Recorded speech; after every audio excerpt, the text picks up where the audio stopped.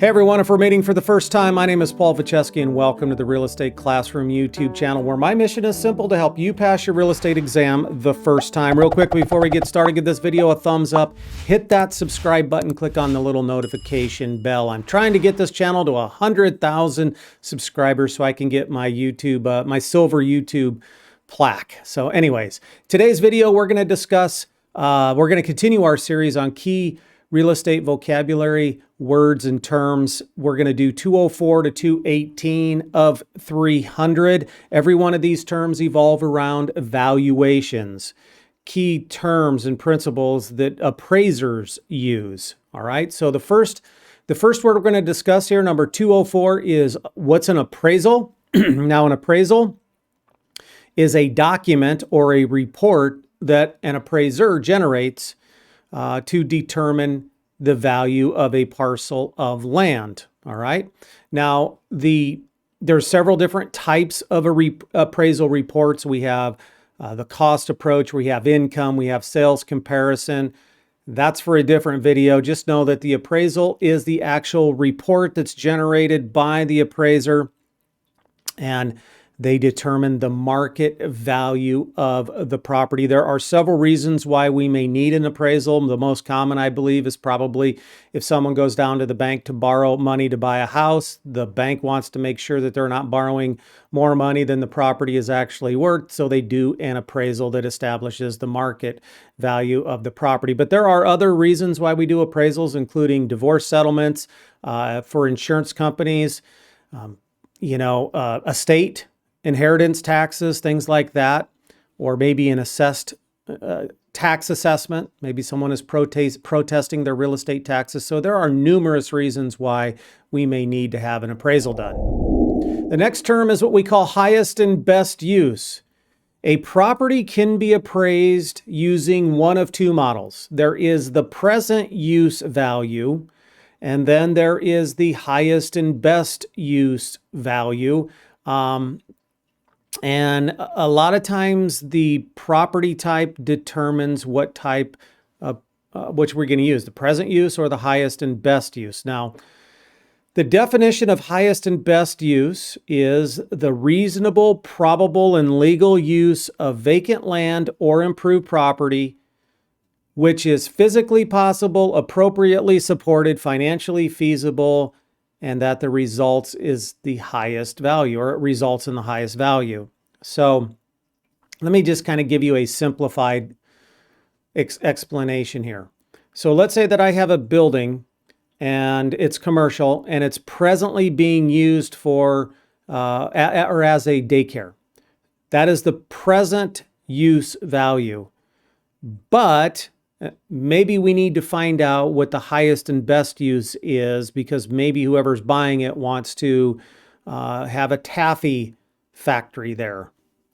Taffy, I love taffy, I don't know. So anyways, the appraiser is going to go in and say, okay, which is greater, the present use or the highest and best use? So that's a simplified example of what a highest and best use. Number 206, the principle of substitution.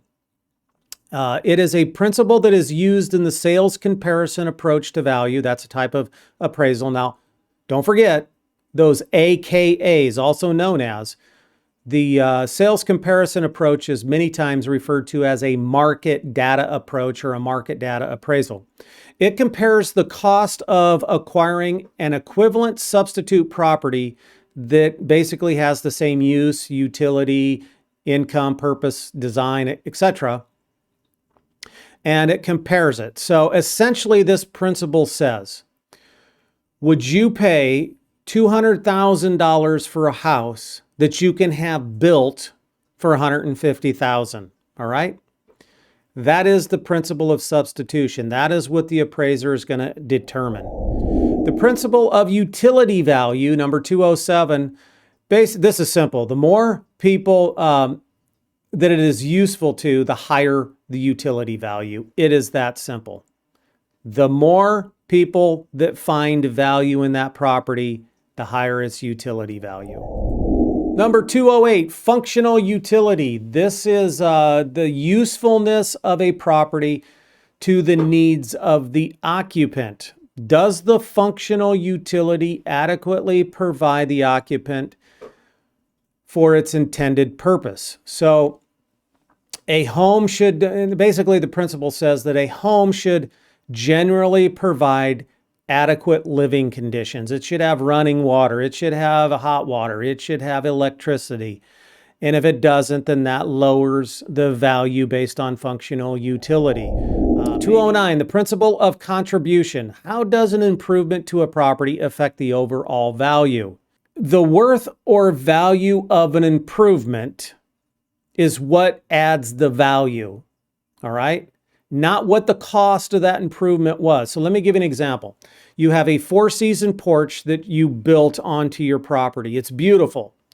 It cost you $50,000 to have this installed. However, under the principle of contribution, the 4-season porch only contributed $20,000 of increased value. So there is a $30,000 discrepancy there. So often in the real estate business, we have sellers that'll say, okay, you gave me a price of $200,000 and that's what you want to list it at. However, I just put on an addition, or I just put on a detached garage, or I just did X, Y, or Z. Now, it added value to the property, but rarely does the cost of the addition or the improvement ever dollar for dollar increase the value of the property. It is one of the most common arguments that you're going to have as a listing agent with your seller. Scarcity. What does the term scarcity mean? Well, when inventory of available homes on the market is low, prices increase. When the inventory of homes on the market is ample, then the prices either stagnate or they decrease. That is scarcity. 211 is the principle of supply and demand. Now, a lot of people confuse supply and demand with scarcity. A lot of times I get students saying, well, what's the difference? The difference is scarcity deals with the inventory or the product directly. All right? Principle of supply and demand is the perceived value that the market has, you and me as buyers. So if everyone wants to live in a specific area, prices increase. Typo there, I put on there princes increase. No, it should be prices increase. If no one wants to live in the area, prices decrease. And yes, scarcity, may or may not contribute to that supply and demand, but it does not determine always supply and demand. So let me give you an example. There are many parts in my market where there's enough housing available, but people really want to live there. And so the prices are increasing. We're not having an inventory shortage in that particular area. We are just simply seeing the market that wants to live there. So you got to remember, principle of supply and demand is more detailed to the market. What is the market demanding? Scarcity actually specifically is relevant to the inventory of an area. 212, transferability. What is transferability? Well, for a property to have value, the owner must have the ability to transfer title. Under normal circumstances, transferability is not an issue whatsoever. However, things like title issues or encumbrances or deed restrictions or easements can have an impact on the value of the property. So let me give you an example. There was a piece of property that I really wanted to buy close to, I live in Omaha. It was across the river in Iowa, a beautiful plot in the hills, and it was 5 acres. However, that 5 acres with a beautiful home was $500,000. However, when you looked into the MLS, you're like, why is this thing only for $225,000? So when you did the investigation, what I found out is 3 acres of the 5 acre plot could not be used for anything because there were utility easements and you couldn't build anything on it. So that impacted the value. That is the doctrine of transferability. There are things that impact the value. 213 is the principle of anticipation. This is very common when analyzing commercial, industrial, or income-producing properties. This principle regards how the property may benefit the owner over time. The owner has an anticipated future benefit from the money that that property generates. That's why people buy apartment communities, because they know that the property or the rent is going to increase, etc. So the value from the income that it produces creates a future benefit. That is the principle of anticipation. 214, the principle of regression and progression. The principle of regression, it's a concept that the larger, more expensive house in an area will lose value when they are near smaller, less valuable homes. So if you have a subdivision and they're all 3-bedroom, 2-car garages, and they're all pretty much alike, but your 5-bedroom, 4-car garage is in that subdivision, and it got there because the past owner had a custom build. They liked the plot or the lot that the property was located, but then they built a home. They overbuilt the area. The principle of regression says that if you were to take that house and move it to a different subdivision in an area that had like homes, the price would be way higher. But because it's in a subdivision where all the surrounding properties are 3-bedroom, 2-car garages, and yours is a 5-bedroom, 4-car garage, it's either going to lose value or it's going to not increase in value. So the surrounding areas keep the valuation down. That is the principle of regression. Now, the principle of progression is the idea that the value of a home increases when there are more valuable houses around. So the entire area is a 4-bedroom, 3-car garage, and the house that you own is 3-bedroom, 2-car garage. Because the surrounding area is more valuable, it brings up the value of your property. That is the principle of progression. Number 216, the principle of conformity. There is a concept that says, and it's this one, that if everything looks the same or similar, it holds the value or increases the value of the properties, not only the subject property, but also the surrounding properties.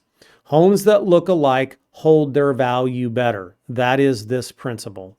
That's why we see so many developments where the homes are very similar, or we only have a couple of different home types in a particular subdivision, because they're trying to keep that conformity, that homogeneous look. They're trying to keep it the same.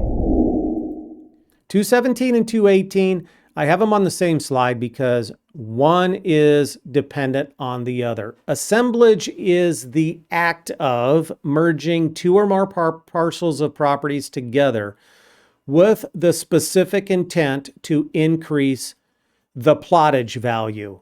And plottage value is the name of the increased value. That's what we call it. So let me give you an example. You have 2 lots. Lot 1 is valued at $25,000. Lot 2 is valued at $50,000. If you were to buy both of those lots individually, you would pay $50,000.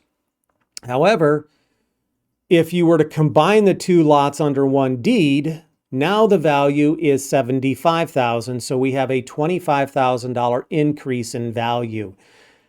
That increase in value is called the plottage value.